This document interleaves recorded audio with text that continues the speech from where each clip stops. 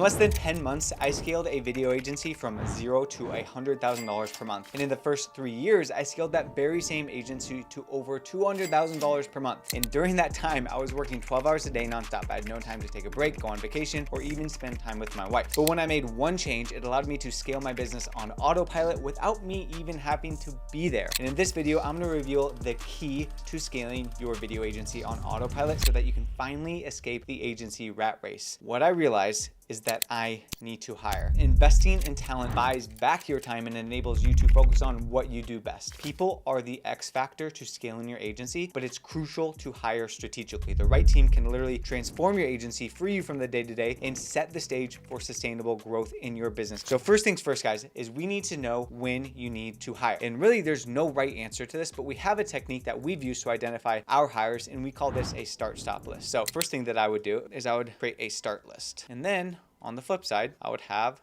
this be a stop list. I would start to create a list of everything that you need to stop doing in your agency that you're doing through your day-to-day. For example, I need to stop editing videos, sending clients edits. I need to stop bookkeeping. I need to stop creating graphics. I need to stop posting on client social media. I need to stop assigning tasks. I need to stop shooting content. I need to stop quality controlling, managing PM board. Then let's move on to the start list. For example, I need to start doing more sales. I need to start doing more marketing. I need to start doing operational efficiency tasks. I need to do more client-facing activities. I need to do data operations. Based off of this top list, what can I reverse engineer and what can I start to identify? And that leads us to our next step, which is step number 2. We need to start identifying roles at the company that people can fill. We're going to just make a copy of our stop list. This is just an example, and I color-coded it so we can start to see how many roles that we've actually come up with, and it starts to allow you to see, wow, I'm doing a lot of different things. Now what I can see is I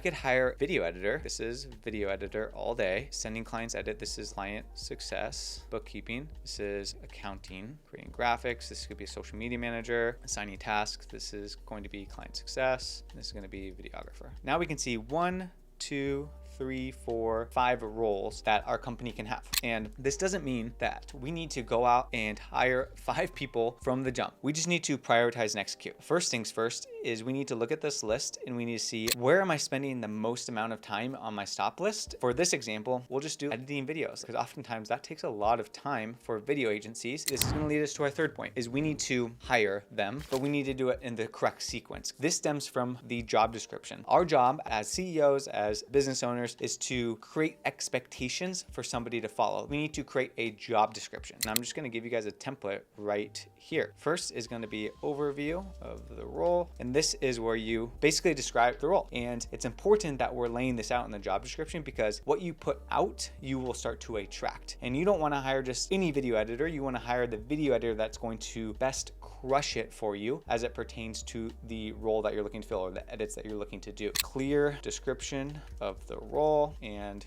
who you're looking for. After we have the overview, we want to define the roles. For a video editor, for example, one of the roles is obviously going to be video editing. Another role is going to be project management. Another role is going to be innovation. That's basically like the functionality. So now we're laying out what the roles are for the person. Then what we need to do per role is make a list of responsibilities. Responsibilities can include editing videos for clients, specific responsibilities as it pertains to the role. We need to be granular, because the more granular we can get, the more we'll attract the person that's in there. So now that we have the roles and the responsibilities for the video editor, now what we want to do is set what we call SMART expectations, and we need to define this in the job description. And SMART stands for specific, measurable, attainable, realistic, and time-based. So this is where we can be super clear. Edit up to 5 edits per day. Pro tip here, you can use ChatGPT for this. If you came up with the roles, responsibilities, and you go to ChatGPT and you said, hey, give me SMART expectations for each role and responsibility, it will spit out something really nicely. SMART expectation for project management. Update project management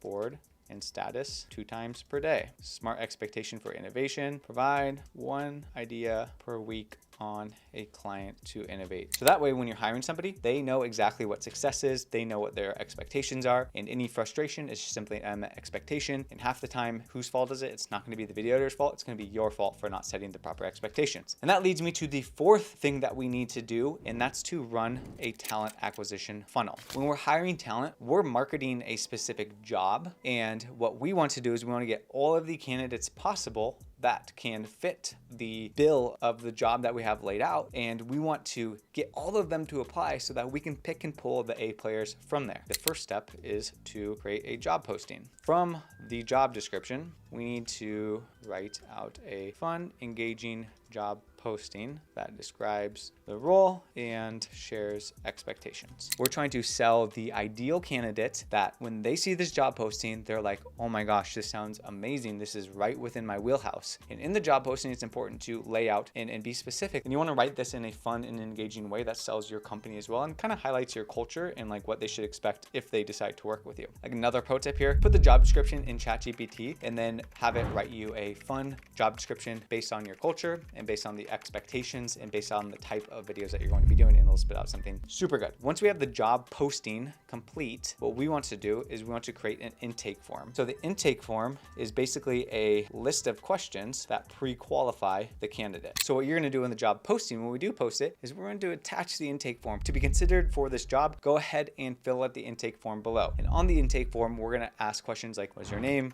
years of experience, what's the #1 video that you're most proud of, here's all the videos that we've edited, just confirm that you've done this before. We want to ask questions that you want to know about the candidate, because the last thing you want to do is sit there and sort through resumes. Then what we want to do is we want to post the job. So post job everywhere. That's pretty much it. So we want to post the job on Indeed, we want to post a job on onlinejobs.ph, and basically we're funneling people to the intake form. Once we have the job posted, you're going to start to get a ton of people replying to the funnel, the intake form. Then basically this is where you can make the decision on who you want to pick and pull to actually have a conversation with. So oftentimes what I'll do is I'll do like a Loom video submission, basically pick and pull the top candidates that I think, and I'll say, hey John, love your portfolio, thanks so much for doing this. Be considered for the next step, go ahead and shoot me over a Loom video answering the questions of why you feel like this is a perfect for you, so you can start to feel out their vibe. After the Loom video submission, that's when you can start to do the interview one. Then after the interview one, we will then run a series of test work, and then that can either be something that you pay for or something they do complimentary. So what I would do from like the test work perspective is I would have a video that's already been edited from a client or something that you are really proud of that you guys have done. And then you also attach the raw video, and then what you do is you have them match or innovate on that video, and that is the test work. And it's just one video, so it's not like you're going to post it. There's not a lot of pressure for it to be perfect the first time, but that will give you a good idea from there. After the test work, that's where you can really make the decision on who you want to hire. After the talent acquisition funnel is complete, it does not stop there. And it's important that we do not neglect the next couple of steps, because this is how we actually get people to become an A player. So after we get our candidate, then what we want to do is we need to come up with a series of SOPs, processes, tasks. So where a lot of people miss is they'll throw somebody in the deep end and be like, hey, John, like you said you're a video editor, like can't you just edit these videos? And the issue is that you haven't set them up. Your job becomes an equipper. You have a way of doing things, and you need to document the way of doing things. So what I would do from here is create SOP libraries, how-to guides, and now instead of them coming to you for everything or you getting frustrated when they come to a video, you can now delegate it to an SOP,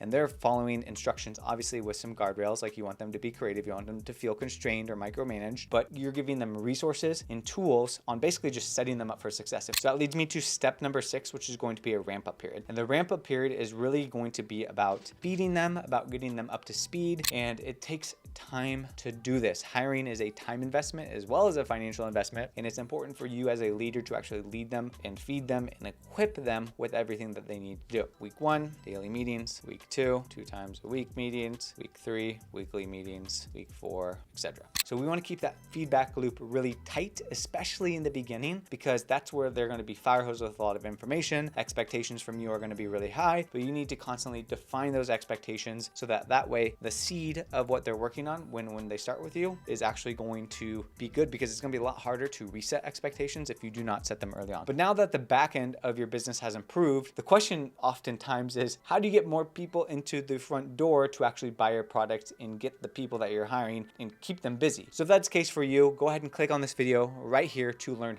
the best lead generation strategy in 2024.